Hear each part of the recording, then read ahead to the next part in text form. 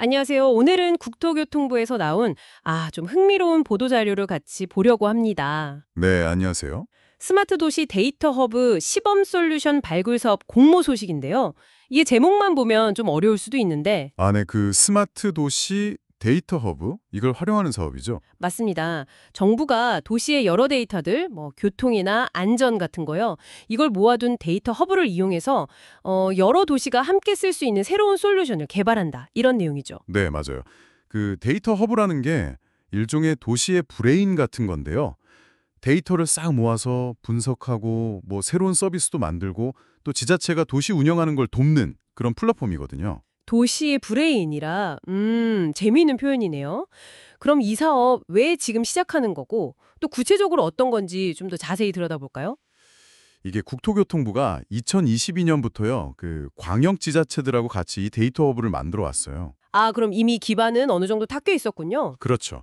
그동안 시범적으로 버스 노선 최적화라던가 아니면 범죄 취약 지역 분석 같은데 조금씩 활용을 해봤고요. 실제로 서보면서 가능성을 본 거네요. 네, 특히 이게 주목할 만한 게 코로나19 때였어요. 코로나 때요. 그때 데이터 활용이 정말 중요했잖아요. 네, 맞습니다. 확진자 동선 파악하는 데 이 허브를 썼는데 이게 효과가 아주 컸습니다. 얼마나 효과가 있었는데요? 원래는 그 사람이 일일이 다 확인해서 24시간씩 걸리던 작업이었거든요. 네, 그렇죠. 엄청 오래 걸렸죠? 근데 이 시스템으로 분석하니까 10분 만에 파악이 되는 거예요. 경찰청 신고 데이터나 CCTV, 유동인구, 카드 사용 내역, 통신사 정보 이런 걸 다 합쳐서 분석한 거죠. 와, 24시간이 10분으로요? 이건 정말 어마어마한 효율 증가인데요? 그렇죠. 그러니까 이런 확실한 성공 사례가 있으니까 이제 정부에서도 이걸 좀 더 본격적으로 그리고 넓게 써보자 이렇게 된 거죠. 그래서 이번 사업이 나온 거군요. 단순히 한 도시가 아니라 여러 도시가 함께 쓰는 솔루션으로. 네, 바로 그겁니다. 이제 허브는 어느 정도 구축됐으니 이걸 기반으로 특정 도시 하나만이 아니라 여러 지자체가 공통으로 쓸 수 있는 범용 솔루션을 만들자. 이게 이번 사업의 핵심 목표예요. 범용 솔루션이요? 네.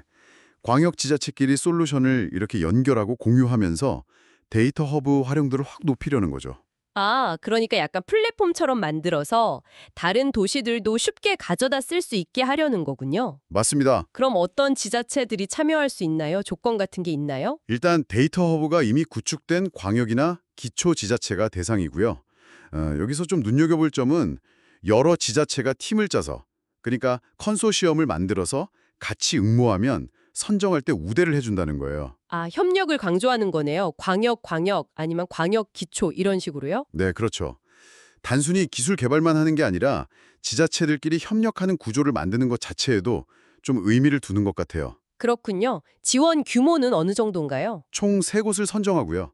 선정되면 국비로 최대 10억 원까지 지원합니다. 10억 원이면 적지 않은 금액인데요. 네, 그렇죠.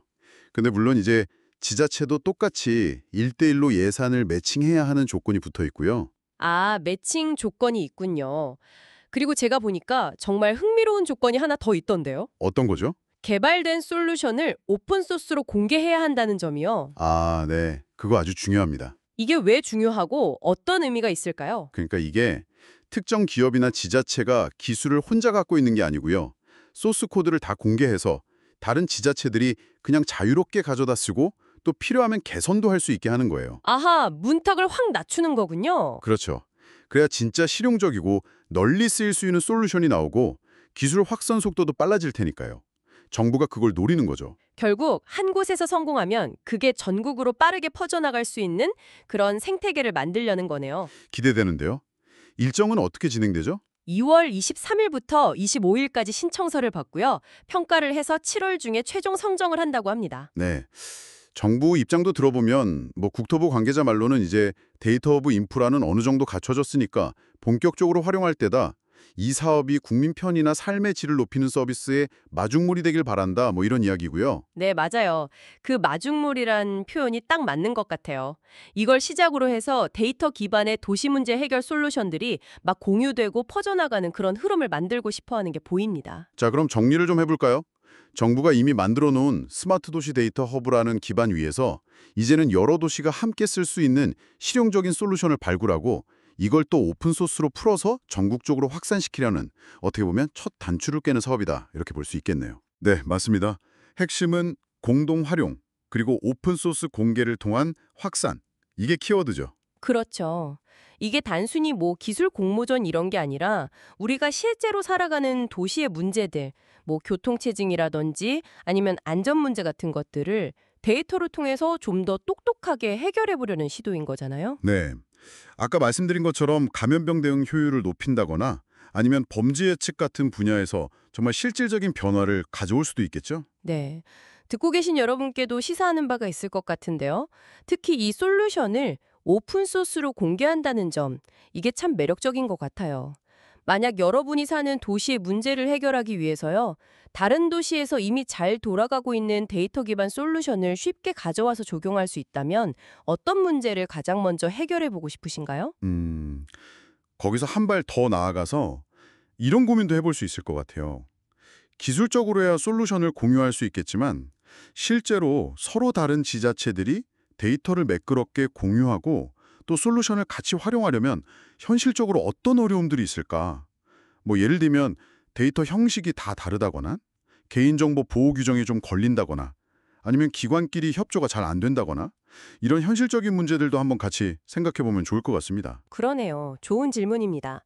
더 자세한 공모 내용은 5월 16일부터 국토교통부나 스마트시티 종합 포털 누리집에서 확인하실 수 있다고 하니까요.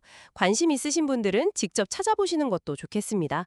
오늘 저희가 준비한 이야기는 여기까지입니다. 네, 감사합니다.